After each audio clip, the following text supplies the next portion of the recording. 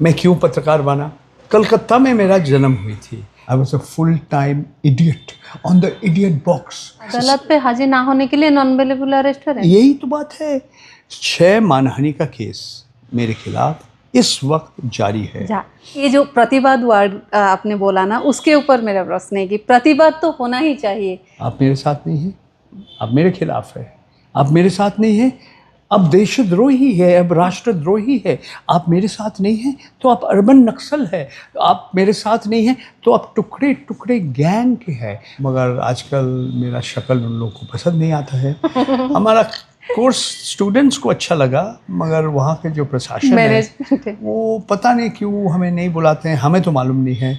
तो एक पत्रकार होके, एक नागरिक होके, अगर मेरा सामने मैं कुछ देख रहा हूँ, मैं सुन रहा हूँ जो अच्छा नहीं है, जो कमज़ोर वर्ग के लोग हैं, उनके खिलाफ है, अगर मैं नहीं प्रतिवाद करूँगा तो मैं इंसान नहीं बनूँगा। मैं नागरिक भी नहीं, मैं नागरिक भी नहीं हूँ, मैं इंसान भी नहीं हूँ। एक तरह से जिंदा होके भी मर गया हूँ। शेक्सपियर ने लिखा था ना, कावर्ड्स डाई मेनी टाइम्स। हाँ, हमें एक बार ही जीना है जी, एक बार ही मरना है। तो इंदिरा गांधी और उनका इमरजेंसी और आपातकालीन समय के लिए मैं पत्रकार बना।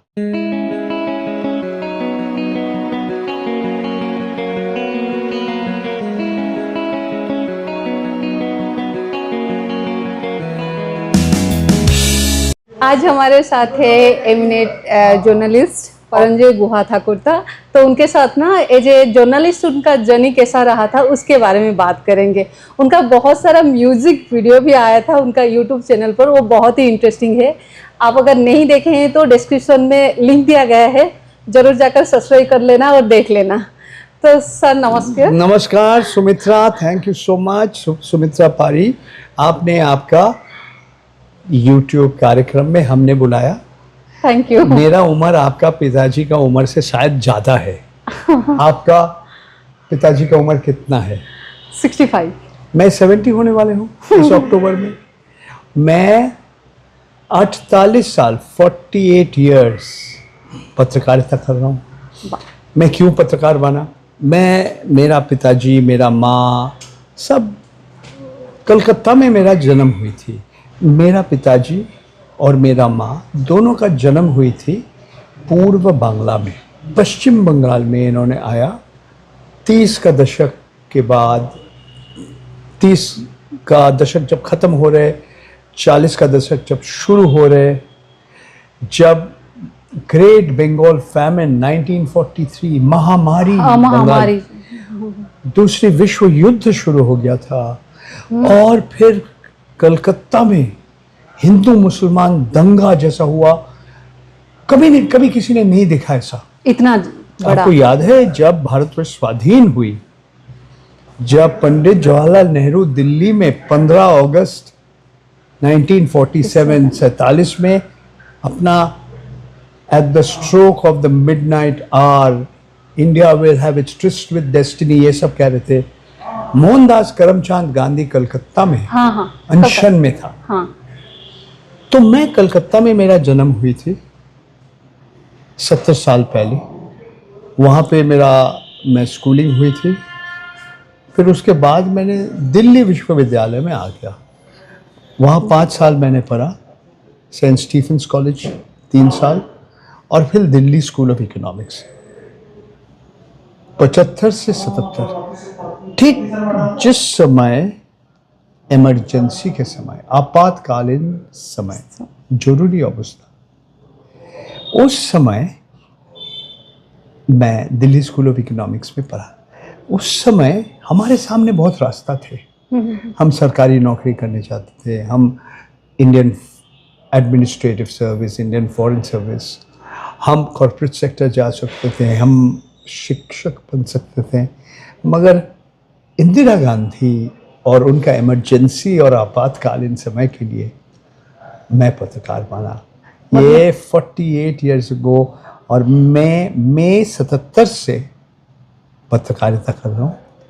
और 3 भाषा में मैं ज़्यादा से ज़्यादा काम किया। मेरा लेख अलग अलग भाषा में है, अंग्रेज़ी, मेरा मातृभाषा बांग्ला और मेरा तीसरी भाषा हिंदी। तो मैं लिखित शब्द, हम जब बात करते हैं स्पोकन वर्ड और जो ऑडियो विजुअल मीडिया में काम किया, तो मेरा सैकड़ों लेख आए हैं अलग अलग पत्रिका में, और मैं रेडियो में भी काम किया। मैं 9 किताब का लेखक या सहलेखक हूँ। मैं 42 किताब का प्रकाशक हूँ, मैं पब्लिशर हूँ। मैं लगभग 28 डॉक्यूमेंट्री फिल्म बनाया और लगभग 12 म्यूजिक वीडियो बनाया। और मैं कुछ पढ़ाया भी। मैं Indian institute of management Ahmedabad, IIM Kolkata, IIM Shillong, ये तीनों जगह में पढ़ाया। मैं IIM अहमदाबाद में लगातार 19 साल पढ़ा, मगर आजकल मेरा शक्ल उन लोगों को पसंद नहीं आता है। हमारा कोर्स स्टूडेंट्स को अच्छा लगा, मगर वहाँ के जो प्रशासन है वो पता नहीं क्यों हमें नहीं बुलाते हैं। हमें तो मालूम नहीं है, सिर्फ इतना मालूम है कि ऐसा नहीं है कि जो हमारे छात्र थे वो हमारा क्लास को अपसंद किया, इसके कारण ये कारण नहीं है। हाँ। तो मैं जिस विषय के ऊपर पढ़ाता था, जिस विषय के ऊपर मैं काम किया, मीडिया एंड सोसाइटी, हमारे जो लोक माध्यम है, जो गणमाध्यम है और समाज, और उनके एक लंबा सब टाइटल था, economics, politics, ethics and technologies of mass communication. यानी कि अर्थव्यवस्था, अर्थनीति, राजनीति, नैतिकता और तकनीकी जो जनसंपर्क आप करते हैं, जो मास कम्युनिकेशन करते हैं, इनका अर्थनीति, राजनीति, नैतिकता और प्रयुक्तिकी। तो ये संक्षिप्त में मेरे बारे में मेरा CV दिया। मैंने बहुत सारे 30 साल में नौकरी किया अलग अलग संस्था में, business India, business world, telegraph, India today, फिर पायनियर न्यूज़पेपर, फिर मैं 6 साल I was a full time idiot on the idiot box. मैंने एक टेलीविज़न चैनल के लिए हर रोज़ हफ्ते में 5 दिन एक नया प्रोग्राम, साक्षात्कार या डिस्कशन मैंने संचालना किया। ये उस समय उसका नाम था CNBC टेलीविज़न 18। हाँ। उसके बाद मेरा तबीयत ख़राब हो गया था। मैं ठीक तरह से अपना जीवन नहीं, पागल की तरह हमारा व्यवहार था। पागल की तरह मैं सिगरेट पीता था, शराब पीता था, क्या क्या नहीं किया मैंने। तो फिर हमारा हार्ट अटैक हुई थी। उस समय मेरा 45 ईयर्स था, 45 साल। ओनली 45? हाँ। और मैं अभी भी ज़िंदा हूँ, आपके साथ बात कर रहा हूँ। 30 अक्टूबर 2000, लगभग 25 साल। हाँ। वो आखिरी दिन मैंने सिगरेट पिया। उसके बाद से छोड़ दी? बिल्कुल छोड़ दिया। तो मैं कोशिश किया थोड़ा अपने आप को सुधारने के लिए, शायद पूरा नहीं कर पाया। तो मेरा चरित्र, मेरा व्यवहार के ऊपर लोग बहुत कुछ किया। तो ठीक है, लोग को कहने दे, कुछ तो लोग कहेंगे, लोगों का काम है कहना। चलिए। पर आपका म्यूजिक एल्बम तो मैंने सारे देखे हैं, आपका डॉक्यूमेंट्री भी, मोस्ट ऑफ द डॉक्यूमेंट्री जो भी अवेलेबल है वो सब देखा है। मेरा जो YouTube चैनल है परंजॉय ऑनलाइन, उसमें ज़्यादा से ज़्यादा वहीं पे मिल जाएगा। हाँ, म्यूजिक वीडियोस भी मिल जाएगा। कुछ लाइव प्रोग्राम्स भी, मैंने एक कार्यक्रम किया, म्यूजिक एज प्रोटेस्ट, गाना का माध्यम से लोग प्रतिवाद कैसे करते हैं। हाँ। इस विषय के ऊपर में अलग अलग आर्टिस्ट उन्होंने। पर ये जो प्रतिवाद वर्ड आपने बोला ना, उसके ऊपर मेरा प्रश्न है कि प्रतिवाद तो होना ही चाहिए। प्रतिवाद नहीं होगा तो फिर कुछ बात आगे नहीं बढ़ेगा। जैसे कि हम अगर जो भी कहा जाए, पावर से जो भी बात आता है, सब लोग अगर मान लेंगे, जो दिख रहा है वो अगर नहीं बोलेंगे, तो सब कुछ तो समाज जो है वो नहीं रहेगा ऐसे ही। तो प्रतिवाद के बारे में आप क्या कहना चाहेंगे, और अभी कितना हो पा रहा है? सुमित्रा सुनो, तो मेरा बेटी की तरह हो। सुमित्रा, ये शब्द प्रतिवाद, प्रोटेस्ट, विरोध, ऑपोजिशन, इसका अलग अलग माने, अलग अलग मतलब, अलग अलग समय में होता है। मैं आपका सवाल का जवाब देने का कोशिश कर रहा हूँ। ये मुश्किल सवाल है। मैं पत्रकार हूँ, मैं लेखक हूँ। तो और मैं सिर्फ लेखक और पत्रकार नहीं हूँ, मैं एक सामाजिक कार्यकर्ता हूँ। जब एक व्यक्ति का अलग अलग परिचय होता है, अलग अलग आइडेंटिटी होता है। मैं पिता हूँ, मैं एक मर्द हूँ, मैं गुड़गांव का रहने वाले हूँ, मैं भारतवर्ष का नागरिक हूँ, मैं विश्व का नागरिक हूँ। तो अलग अलग हमारे आइडेंटिटीज होते हैं, अलग अलग हमारा परिचय होते हैं। तो लोग बोलते हैं अरे आप पत्रकार नहीं हैं, आप सोशल एक्टिविस्ट हैं, आप सामाजिक कार्यकर्ता है। हम दोनों हो सकता है। मेरा पहला जो संपादक था, ये शब्द है ना बायस, निष्पक्षता, अनबायस, इसका माने है क्या, मतलब क्या है? प्रोटेस्ट के बारे में हम ले आएंगे आपका। उन्होंने कहा जिसके ऊपर शोषण हो रहे, जो कमजोर है, इनको आप मदद नहीं करेगा, आपका बायस उनकी तरह होना चाहिए। अगर किसी ने अपना क्षमता जो है ये ठीक तरह से इस्तेमाल नहीं कर रहे, व्यवहार नहीं कर रहे हैं, आप जो भ्रष्ट है, इनके खिलाफ आपको बोलना पड़ेगा, इनके अगेंस्ट आपका बायस होना चाहिए। तो बायस भी एक शब्द है या निष्पक्षता एक शब्द है, इसका भी माने और मतलब अलग अलग है। तो एक पत्रकार होके, एक नागरिक होके, अगर मेरा सामने मैं कुछ देख रहा हूँ, मैं सुन रहा हूँ जो अच्छा नहीं है, जो सिर्फ मेरे लिए नहीं है, हमारे देश का समाज के लिए है, जो कमजोर वर्ग के लोग हैं, उनके खिलाफ है, तो अगर मैं नहीं प्रतिवाद करूंगा तो मैं इंसान नहीं बनूंगा। मैं नागरिक भी नहीं, मैं नागरिक भी नहीं हूँ, मैं इंसान भी नहीं हूँ, मैं एक तरह से जिंदा होके भी मर गया हूँ। That's the basic ideology you have. So you have to protest against injustice. Yeah. And what you consider is wrong. और बोलिए, आपका जवाब मिला? मैं कोशिश किया। हाँ, नहीं, आपसे जवाब कोशिश सर, आपका जवाब हमेशा अच्छा ही होता है। तो ये पूछना था कि जो आपने बोला कि इमरजेंसी सिचुएशन ऐसा था, तब आपने सोचा जर्नलिज्म में आने के लिए, वो वाला सिचुएशन एक तरह हुआ। एक तरह वो कब का बात है? आधा 50 years, 50 साल हो गया ऑलमोस्ट। हाँ, नहीं 50 साल हो ही गया।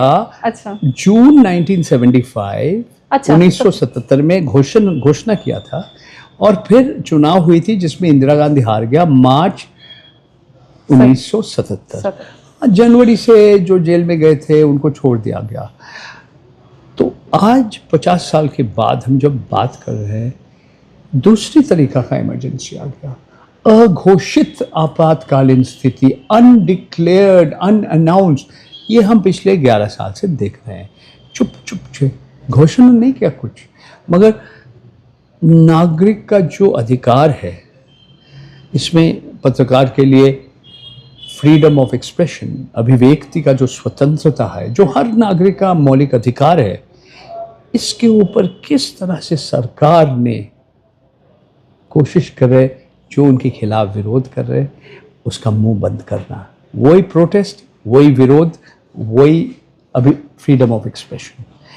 सुनिए, जो भी सत्ते में रहते हैं वो टॉलरेंट नहीं होते हैं। जो उनके खिलाफ बोलते हैं, वो पत्रकार हो सकते हैं, राजनीतिक दल का कोई नेता हो सकता है, उनमें सहनशीलता नहीं होता है, असहनशील होता है। तो आज का फर्क क्या है? पिछले 10-11 साल से हमने जो नरेंद्र मोदी जी का सरकार देख रहे हैं, ये सिर्फ असहनशील नहीं है, उनके मन में है हम बदला लेंगे, वेंजफुल। आप मेरे साथ नहीं हैं, आप मेरे खिलाफ है। आप मेरे साथ नहीं हैं, अब देशद्रोही है, अब राष्ट्रद्रोही है। आप मेरे साथ नहीं हैं तो आप अर्बन नक्सल है। आप मेरे साथ नहीं हैं तो आप टुकड़े टुकड़े गैंग के हैं। और हमारे पास क्या है? हथियार है। क्या हथियार है? Income tax department. हाँ, ये है इनकम टैक्स डिपार्टमेंट, आयकर विभाग, डायरेक्टरेट ऑफ एनफोर्समेंट, ईडी है मेरे पास, CBI, central bureau of investigation, और क्या क्या नहीं है मेरे सब कुछ तो है, मीडिया और है। ये ऐसा नहीं है, ये सारे संस्था जो लॉ एनफोर्सिंग एजेंसीज है, इसका दुरुपयोग पहले भी हुई थी, मगर जिस जिस लेवल। हाँ, एक स्तर है और एक स्केल है। जिस तरह से दुरुपयोग किया ये सरकार और लक्ष्य बनाया, टारगेट किया जो हमारे खिलाफ है। आप देखिए, आप कुछ नाम बता देते हैं अगर आप बुरा नहीं मानेंगे। हाँ, अभी तो हुआ है केस, 2-3 अभी तो हुआ है। किसके बारे में? अजीत अंजुम के खिलाफ एफआईआर में लगा, विशाल शर्मा के उसके खिलाफ वो कार्रवाई हो रहे। उसके आयकर जो इनकम टैक्स रिटर्न, वो एक भारतीय जनता पार्टी का जो सांसद है, ये है निशिकांत दुबे, उन्होंने सार्वजनिक है। ये गैर कानूनी है, निजता का बात होता है, प्राइवेसी की बात होता है। नहीं, ऐसे बहुत सारे जब पत्रकार जो ग्रामीण इलाका में रहते हैं उसको हत्या क्या किया था, छत्तीसगढ़ में ऐसे केस हुई थी। ऐसे बहुत सारे केस है, बहुत सारे इंडिपेंडेंट जर्नलिस्ट जो है उनके ऊपर आक्रमण हो रहा है। हाँ, बिल्कुल। तो मेरा कहना ये है कि आप अगर वस्तुनिष्ठता के साथ, ऑब्जेक्टिवली, आप स्वतंत्रता के साथ, स्वाधीनता के साथ अगर अपना काम करेंगे तो इन लोग आपके पीछे लग जाते हैं। आप पत्रकार का काम क्या है? सवाल करना, कठिन सवाल करना।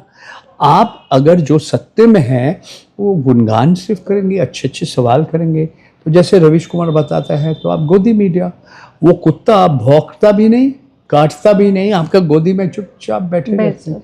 और अगर वो जाने माने कोई राजनेता है, कोई सरकारी ऑफिसर है, कोई मिलिट्री ऑफिसर है, कोई माफिया डॉन है, तो वो कुत्ता चुपचाप भौंकना भूल जाइए, काटना तो संभव ही नहीं है, वो अपना पूंछ हिलाते हैं, चुपचाप रहते हैं। ये हो गया गोदी मीडिया। दुख के बात कि आज भारतवर्ष के जो गणमाध्यम है, लोक माध्यम है, इसका बहुत बड़ा हिस्सा वो विरोधी दल के खिलाफ बात करते हैं, उनका आलोचना कर रहे हैं, उनका टिप्पणी कर रहे हैं, उनका निंदा कर रहे हैं, और जो सत्य में बैठे उनके सामने खामोश हो जाता है। ये बहुत कारण है।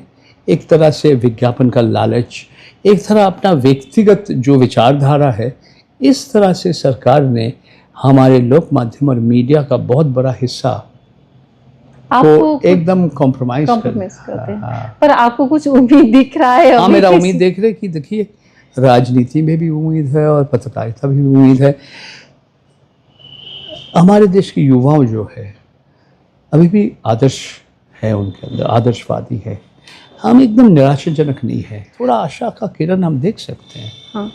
कुछ यूट्यूबर का इतना लोकप्रियता आपने कभी सोचा? नहीं। रवीश कुमार बोलिए, अजीत अंजुम बोलिए, ध्रुव राठी बोलिए, और कितने लोग हैं, कॉमेडियंस है, जैसे कुणाल कामरा है, बहुत लोग का नाम नहीं, तो अरफा का भी, तो अरफा का नाम बोलिए आप, और भी लोग बोलिए आप, करण थापर का नाम बोलिए, आकाश बैनर्जी, पुण्य प्रसून बाजपेयी, ऐसे बहुत सारे हैं। तो ऐसा नहीं है कि इन लोग के सामने बहुत चुनौती होते हैं और मुश्किल है। बाकी लोग के पास जितना पैसा आता है, विज्ञापन दाता देते हैं, सरकार जो विज्ञापन देते हैं, इनके पास नहीं है, फिर भी वो साहसी है, काम कर रहे हैं। सबसे बड़ा आज जो है ना, लोगों के अंदर साहस होना चाहिए, कावर्ड नहीं होना चाहिए। शेक्सपियर ने लिखा था ना, कावर्ड्स डाई मेनी टाइम्स। हाँ। हमें एक बार ही जीना है जी, एक बार ही मरना है, तो और बस एक बार जीना है, एक बार ही मरना है। तो अगर हम भय, अगर सब समय हम इतना भय है हमारे पास, क्या होगा क्या नहीं होगा, अब काम कैसे करेंगे? तो मैं सिर्फ इतना ही आपको कहना चाहता हूँ, निराशाजनक होना आसान काम है। It's so easy to be cynical. आशा, आदर्श आपके मन में रहना बहुत जरूरी है। आपके सामने रास्ता कठिन है, आसान रास्ता नहीं है। आप भी तो इंडिविजुअल लाइफ में बहुत सारे कठिनाई को पार करके आए हैं। ठीक है जी, आपको इसलिए तो बहुत सारा प्रॉब्लम्स को भी फेस करना पड़ा ना। देखिए, मैं अकेला भारतवर्ष का नागरिक हूँ। मेरे खिलाफ अडानी का जो घराना है, अडानी ग्रुप के वकील, 6 मानहानि का केस मेरे खिलाफ इस वक्त जारी है। 5 गुजरात में है, 1 राजस्थान में है।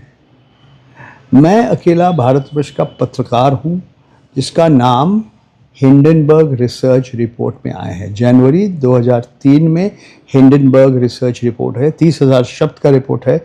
उनको 88 सवाल किया था। क्वेश्चन नंबर 84, 84 नंबर सवाल के मेरा नाम है। उनका जवाब भी पढ़ लीजिए और उन्होंने जो सवाल किया ये भी पढ़ लीजिए। आपका दर्शक को सब दोनों साइड देखना चाहिए।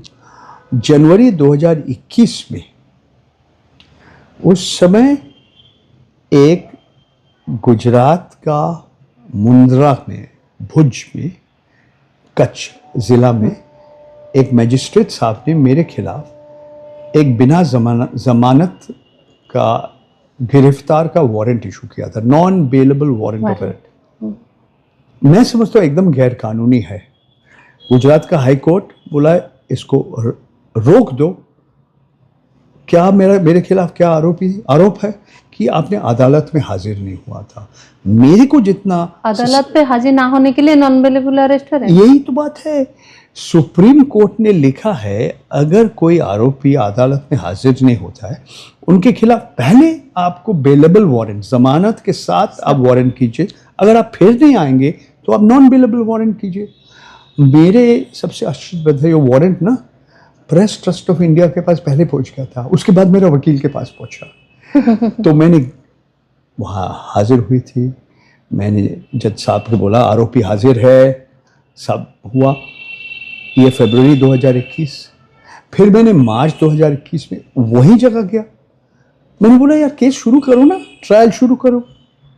आज क्या है? मार्च 2021। आज हम बात कर रहे हैं सितंबर 2025 होने से। इसमें कुछ आगे नहीं बढ़ा। एक ग्राम न्यायालय में है राजस्थान में, जिला का नाम है बरा, जगह का नाम है अटरू।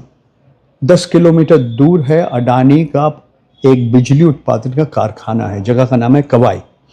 वहाँ मैंने एक बार नहीं 4 बार गया।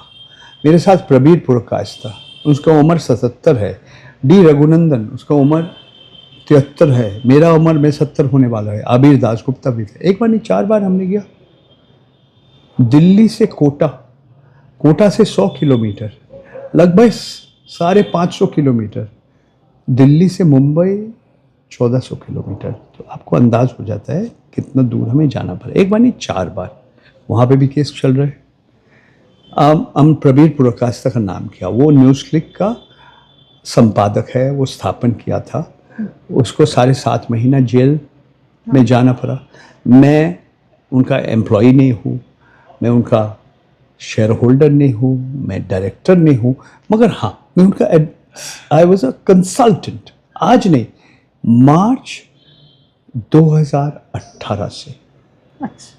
आज हमें कुछ पैसा नहीं होता मगर मैं शर्म नहीं करता, मैं भी उनके साथ हूँ। क्या हुआ? 3 अक्टूबर 2023 भारतवर्ष के इतिहास में पहला बार 300-400 पुलिस कर्मचारी, मर्द महिला को रात को 3 बजे आने को कहा और वहाँ से नेशनल कैपिटल रीजन, राष्ट्रीय राजधानी क्षेत्र में 80 लोगों का घर सुबह 6:30 बजे पहुंचा। इसका मतलब क्या है? हम इमरजेंसी की बात कर रहे हैं ना। हाँ। मिडनाइट नॉक, मध्य रात में आपका दरवाज़ा किसी ने टकराया, ये सुबह का मॉर्निंग अलार्म सर्विस हो गया। तो 6:30 बजे पहुंचा। मेरे घर सबके घर में 80 लोग 80 जगह में पहुंचा। और पहला बार भारतवर्ष के इतिहास में लोगों का mobile phone, laptop, hard disk, pen drive को इन्होंने जब्त किया। दिल्ली पुलिस स्पेशल सेल आज भी है उनके पास। ये कभी नहीं हुआ भारतवर्ष में, ये पहला बार हुआ। आरोप क्या है कि प्रबीर पुरकास्ता जो विदेश से पैसा दिया, यह सचमुच फॉरेन डायरेक्ट इन्वेस्टमेंट नहीं है, निवेश नहीं है, ये कुछ लोन है, कुछ ग्रांट है। फॉरेन करप्ट प्रैक्टिसेस है। बोले आपका पैसा दे, आतंकवादी को आपने मदद किया, कश्मीर का जो आतंकवादी है, किसान जो आंदोलन कर रहे हैं उनको आपने मदद किया। क्या क्या नहीं आरोप लगाया। और सिर्फ UAPA, unlawful activities prevention act नहीं, income tax, CBI, enforcement directorate, सारे केस चल रहे। मैं एक बार नहीं मैंने 3 बार इन्फोर्समेंट डायरेक्टरेट का दफ्तर में गया, मैंने एक बार दिल्ली पुलिस का EOW इकोनॉमिक ऑफेंसेस विंग, और एक दिन सिर्फ नहीं, अगर ED के साथ दफ्तर में एक दिन आप सवाल जवाब के लिए आप जाते हैं, एक और दिन आपका चला जाता है, ये चाहता है 10 साल का आपका बैंक का स्टेटमेंट चाहिए, आयकर इनकम टैक्स रिकॉर्ड्स चाहिए, क्या क्या नहीं चाहते हो, और आराम से पूछते हैं। एक सवाल के बाद आधा घंटा के बाद एक और सवाल। देखिए, अगर मेरे को कुछ छुपाना है, मैं आपके साथ इस तरह बात नहीं कर सकता हूँ। मैं उनका मुंह के सामने बोला, आप हमें हैरान कर रहे हैं, आपका समय, मेरा समय और देश के लोगों का पैसा आप खर्च कर रहे हैं। ये केस कुछ नहीं, आगे नहीं बढ़ेगा। CCTV कैमरा चल रहे हैं, मैंने बोला ये सारे बात। तो देखिए, हमें जो करना है हम करेंगे। हमारा जो एक पत्रकार होकर जो कर्तव्य पालन करना है, मैं कर रहा हूँ, बस। अभी उसके बीच में एक बात आपने बोला था कि आशा अभी भी है, जो हमारे युवा हैं, और तो आशा तो है ही, पर ये बात है कि हम मुद्दे से इतने जल्दी भटक जाते हैं अभी की युवाएं, और अभी जो परिस्थितियां चल रहे हैं, और इतने अच्छी तरह से एक के बाद एक इंसिडेंट आ जाता है और हम सब देखिए उस मुद्दे से भटक जाते हैं। क्यों हाँ, वही तो। आप क्यों भटक जाते हैं? मत चाहिए। अगर आप ठीक तरह से, मन आपका साफ है, मन आप कंसंट्रेट कर रहे हैं, तो ये तो आसान है। तो ये तो मुद्दा देखिए ऐसे होता है सुनिए, ये तो चलता रहता है। हाँ, हमारे मुख्य जो चुनाव का आयुक्त है, चीफ इलेक्शन कमिश्नर, संडे, इतवार के दिन 17 अगस्त दोपहर को 3 बजे प्रेस कॉन्फ्रेंस किया। जिस समय, वही समय राहुल गांधी, तेजस्वी यादव, दीपंकर भट्टाचार्य सासाराम बिहार से अपना यात्रा शुरू किया। वो उनका नारा है, वोट चोर गद्दी चोर। और ये हमारे ज्ञानेश कुमार जी का कहना था कि कुछ गड़बड़ नहीं हुआ, और क्या क्या कारण है वो अलग लंबा बात है। मैं 1.5 घंटा, लगभग 3 बजे शुरू हुआ, 4:30 बजे, सब देख सकते हैं इलेक्शन निर्वाचन आयोग का वेबसाइट में। तो उस समय मैंने एक मिनट मेरे को मिला, मैंने 5 सवाल एक के बाद एक किया। उसका 3-4 सवाल घुमा के फिरा के ज्ञानेश कुमार जी ने जवाब दिया। बहुत लोग संतुष्ट नहीं हैं, 2 सवाल का जवाब ही नहीं मिला। ये बिहार के चुनाव के बारे में, वुमेन और इनके सेफ्टी के लिए हम वीडियो नहीं दे पा रहे हैं, वीडियो जो नहीं दे पा रहे हैं, वो वाला क्लोज सर्किट टेलीविजन। हाँ। वो हम दिखाने नहीं चाहते, ब्रीच ऑफ प्राइवेसी होगा।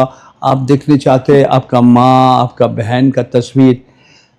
मैं तो और कुछ कह रहा हूँ, आपका घर के अंदर आके तो आपने किसी वीडियो नहीं ले रहे, आप पोलिंग बूथ में जा रहे हैं ना, वो एक पब्लिक स्पेस है, एक सार्वजनिक जगह, तो ठीक है आप दिखाइए।